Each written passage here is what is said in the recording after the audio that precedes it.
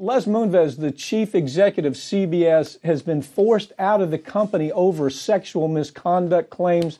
But thanks to his contract, he might be getting a $120 million golden parachute out of the deal after assaulting all of these women. What a deal. Work for CBS. You know, there's no rules, really. What is your take on this? My take is he's not going to get the 120. He's going to be sued in a shareholder derivative case, and everybody on the board is going to be a target.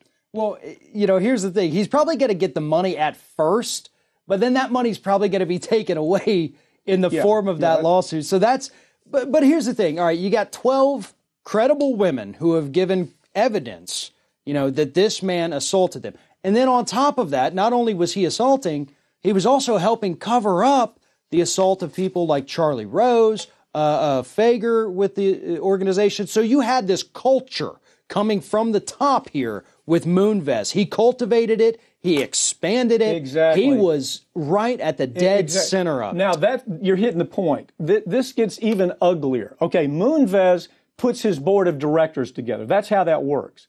So after he gets caught, after it's very clear that he's a freak predator, that's what the guy is. He is a freakish predator.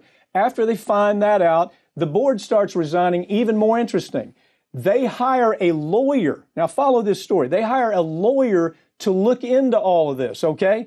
The law firm is also hired by Moonves when he's in charge as CEO. The lawyer, this is what's reported to the lawyer. The lawyer is told, yes, we took reports. It was very clear. The lawyer is told fact after fact that clearly showed that this man had done some awful things, right?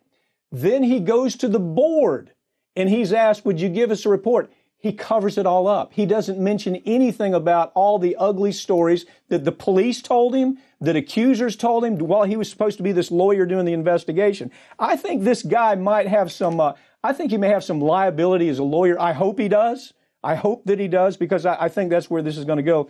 But at the end of all this, I think what we're going to find is a stockholder, shareholder derivative suit is going to close all this down. What's your take? Right. In fact, we already have clients signing up for those lawsuits right now, which is great for them. But Moonves is essentially he's a smaller version of Weinstein. Yeah. You know, that's the kind he was running, and he was doing basically the same kind of sexual predator scheme that Weinstein was carrying out. Oh, you want a job at my network? Right. Well, how bad do you want a job at my network? Come meet me in my office. Come meet me at this hotel.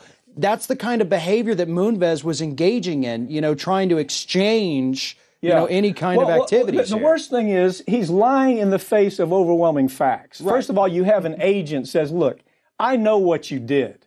You tried to assault this actress that I sent by, and you actually did assault her.